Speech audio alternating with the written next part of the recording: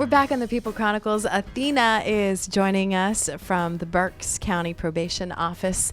And I personally want to find out, as much as I can as a parent, and hopefully the parents that are listening out there, there are so many different addictions that you can live in fear of when you have children growing up and be afraid of all the peer pressure and everything that's going on in schools, or not even in schools. It could be outside of the school or wherever it is or whoever they happen to be hanging out with. But what is the biggest addiction that you see right now? Right now, we are seeing a large influx in the opiate addiction.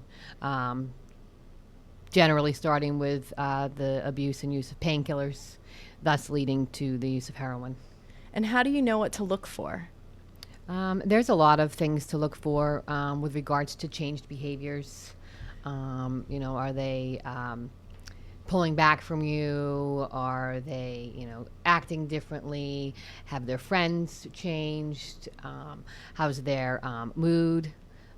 There's all different types of things. I mean, it's really hard. I'm not a parent, so I can't speak. But as a parent or a grandparent or a caregiver who's dealing with, a child in middle school or high school, it's a challenge. You can do so much at home, but as soon as they step out that front door, these children are faced with all different types of pressure. And I think that, it's unfortunate that these parents have to deal with such a horrific drug addiction. Nobody thinks, that heroin would be affecting their child. And what the parents need to do is keep their eyes open, pay attention to what's going on in the community, attend meetings out to the school or in their community that are discussing issues like this, and doing their best not to be blind or ignore the possibility. And I think that's one of the biggest things. You nailed it right there. As a parent, you never want to say, I think my child is doing this, or I wonder if they're doing that. A lot of times they'll just say, not my child. No way. There's no way, no how.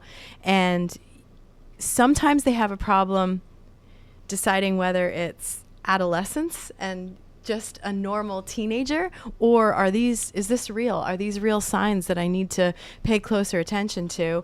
Or, do you just want to keep connected with your teenager and stay as close as you possibly can? It's virtually impossible sometimes, especially when you have teenagers, because they don't want to be that connected with their parent. Exactly. I mean, it's kind of like a double whammy. Because yes, those signs and symptoms that somebody may be using drugs, it can also be, the signs and symptoms of depression, and just dealing with going to high school. I mean, yeah. I remember what it was like, for me and other people that I've spoken to. I mean, it's not easy. It's being not. A kid. I don't think I'd ever want to go back. Athena, you did something that my grandmother used to do. It's funny because if we would talk about something that clearly needed to be spoken about at the dinner table or wherever it was we were, and it would be saying something like the word drugs, she would drugs, it would be very quiet. It would be like, you don't talk about it. It's something that you just don't want to bring it up. You don't want to say it, but it's something that needs to be heard about, and not show as much ignorance as some parents are and just brushing it under the rug. What kind of things can you share with us without mentioning any names, whether it be a good story or a story that really just broke your heart in your daily routine? It was probably about 2 years ago. I was met with the challenge of a young girl. She was in her early 20s who had battled the painkiller abuse in high school and had thus turned to heroin. And she was being supervised for me for some theft charges. She had stolen some baby formula from a local grocery store, which is a very popular thing to steal when you're active in drug addiction. And I looked at this girl, and I went to her house one night, and you walk into the living room and you meet these parents, which I don't often get to do, being in the adult sector. And you've got these parents who are just, longing for answers and, dying for help to help get their daughter through this. And you're looking on the walls, and there's her first communion pictures and her cheerleading pictures and, all these wonderful things that she's done. And she's sad herself that she's faced with this and disappointing her parents. And it's that mentality of what more can I do, what more can we do to make this better. And people need to understand that, addiction is a disease, and it's not going to go away unless you really involve yourself actively in treatment all day, every day. It's a constant battle for the person struggling with the addiction, but also for the parents. And I think for a long time, the communities sort of, forgot about the parents, not really paid attention. You want to go to that, direct source of the problem, which is the child who's struggling. But we need the parents' help. We need the community's help. And I think that we will see a lot less of the ignorance with the parents as the communities continue to get involved. And we start seeing, unfortunately, that the death toll is rising with these young children. Berks County had 23 deaths last year from heroin overdoses. And unfortunately, we're sitting here in the month of March. And if the rate continues, we will definitely exceed what occurred in 2013. And that's really sad. But I am, hopeful that the communities continue to engage in these positive activities to get the word out and help the parents. Let the parents know where to go, who to go to, and what things they can do, in their own home. I just met with a parent the other day. I went there, with the child not being there, and I said to her, listen, I need your help.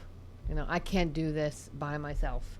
I am here for you 100%, all the way. You can call me anytime, and I will be there for you. But I need you to stand behind me. And when I, put together some sort of recommendation, you need to stand behind me. These kids are going to go to treatment, and they're going to hate it, okay? Especially the first few times. No, there's always something wrong with it. And, the parents feel bad. They want to believe their children. Who doesn't want to believe their child? Who doesn't want to think that they've gotten better? And just tell them. It's unfortunately that, tough love is better than no love. And they've got to stick it out. And you've got to stand behind them. But you got to stand behind, the people trying to help, too. And, she was very receptive to that. And, I think it was, a breaking point for her in the last few months in the struggle that we've been faced with.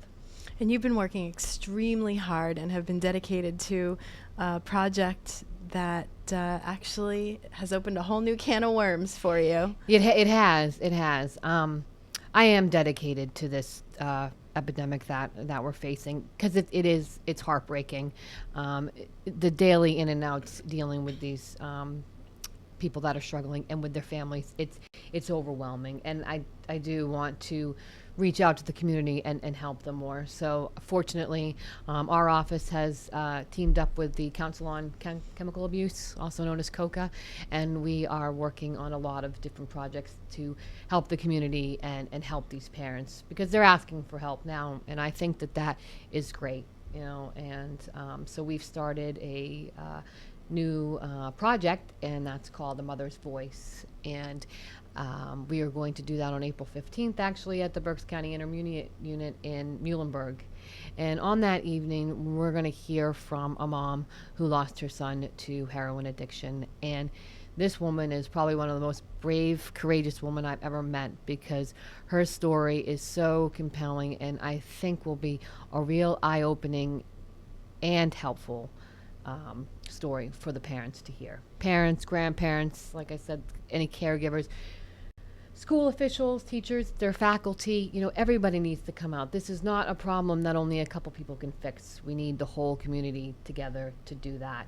On that evening, we will have different resources available, people that will be there on a panel so that the parents are able to ask questions. There'll be information for them to take home with them on places to reach out to. We'll hear from the Berks County detectives so that they can sort of explain exactly what is going on with this heroin epidemic right now, what they're seeing. We've the 30% of all drug charges last year were related to heroin. So for a county like Berks, which isn't very big, that's a lot.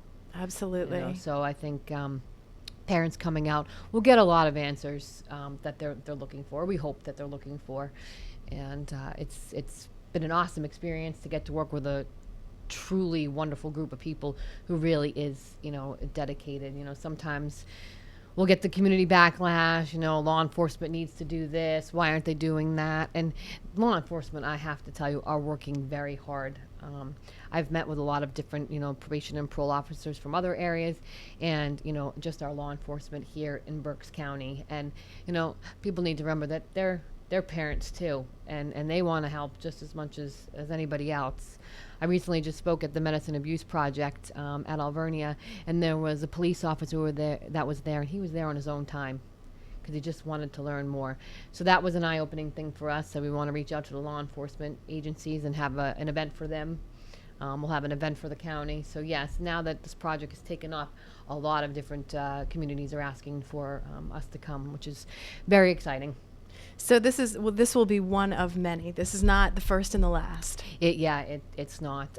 Registration's already been open, and we are seeing a huge amount of people that are registering, which is wonderful. And back in the day, I think you'd see that these events would be held, and you'd get 5 or 10 people. But people, are definitely concerned now, and I think that that's a wonderful thing because that will truly put the communities together and get the blame off of anybody. There's no one to blame here.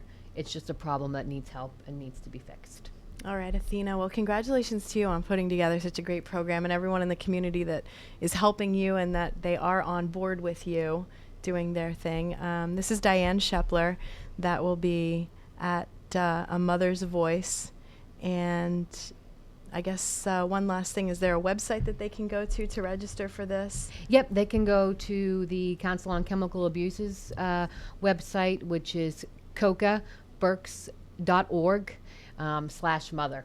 And you can go on there. You can go right on to the Council on Chemical Abuses website, and they'll see that there's a registration for A Mother's Voice, one to remember. All right, Athena, thank you, and be safe out there. Thank you. Great Have a good story. one. I'm Jackie Hoffman, and these are the People Chronicles.